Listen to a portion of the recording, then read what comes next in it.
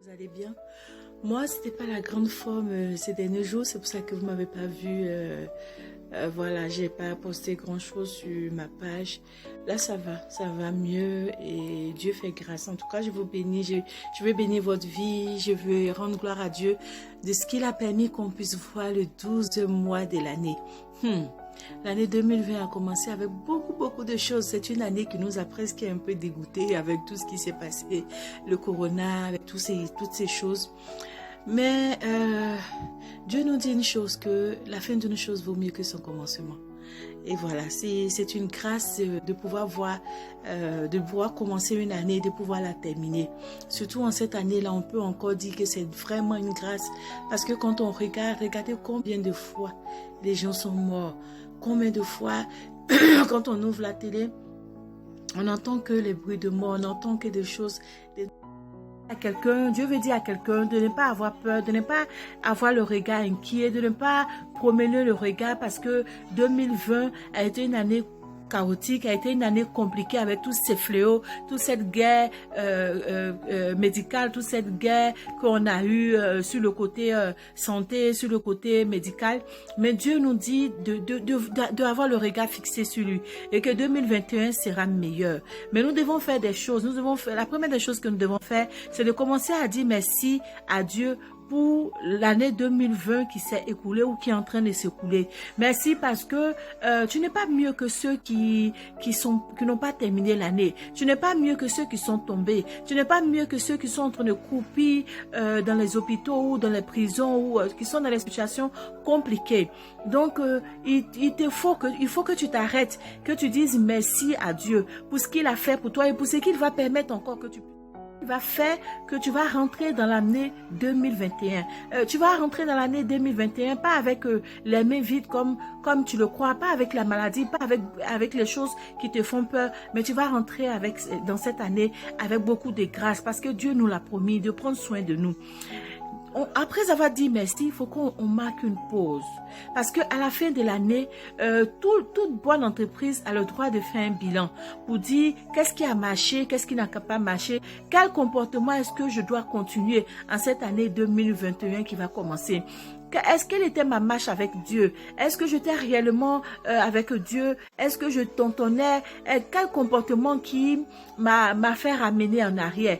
Quel ami ou quelle fréquentation j'ai eu qui m'a emmené à ne pas avancer. Voilà, fais le bilan de ta vie, côté relationnel. Comment est-ce que tu te comportais avec ton époux ou avec ton épouse?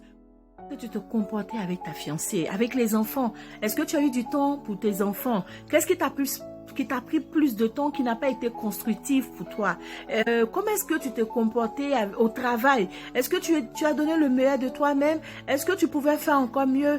Qu'est-ce que tu dois faire pour l'année 2021 pour que tu sois encore plus meilleur? Il est important de marquer une pause et de faire le bilan de sa vie à la fin d'une année, de faire le bilan de sa vie sur tous les paramètres de sa vie et de voir le côté où on doit améliorer, le côté qu'on doit carrément abandonner et le côté où que prendre de nouvelles perspectives, prendre de nouveaux engagements, voir de nouveaux horizons. Mais c'est important de faire ce bilan et de voir comment est-ce que Dieu va nous aider dans les engagements, dans les perspectives que nous allons prendre, dans les mesures que nous allons vouloir prendre pour l'année 2021. Et Dieu, dans sa grâce, va nous aider que nous marquions cette pause-là pour pouvoir vraiment faire le bilan. Mais le grand bilan que nous devons faire, c'est de est-ce que dans tout ce que nous avons fait, est-ce que nous avons mis Dieu devant?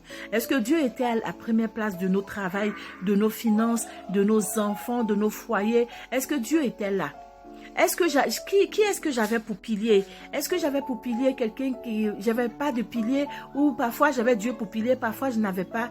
C'est important que nous fassions ces bilans-là et de prendre de nouvelles résolutions pour aller de l'avant. On fait des résolutions. C'est pas simplement des résolutions qu'on prend pour prendre, mais des résolutions qu'on prend pour pouvoir tenir et pour pouvoir aller de l'avant. C'est important. Tu as appelé à être grand, tu as appelé à être une grande dame, tu as appelé à être un grand monsieur. Commence à avoir des bonnes attitudes, des attitudes qui vont t'emmener à grandir encore plus, qui vont t'emmener à côtoyer les gens qui sont à la table du roi. Parce que quand Dieu dit, je vais te propulser à la table des rois, commence à avoir cette attitude-là.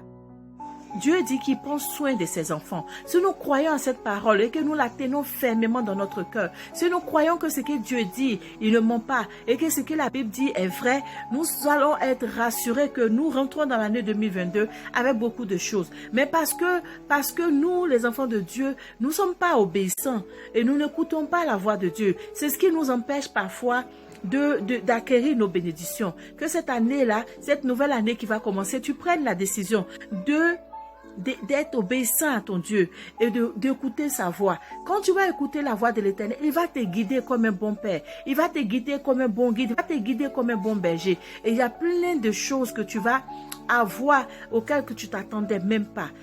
Prends la résolution de mettre Dieu au devant de tout ce que tu fais. Prends la résolution que Dieu soit le pilier sur lequel tu poses tout. Mais en tout cas, moi, je te souhaite que cette année se termine bien et que tu commences l'année 2021 sera bon parce que mon Dieu me l'a promis.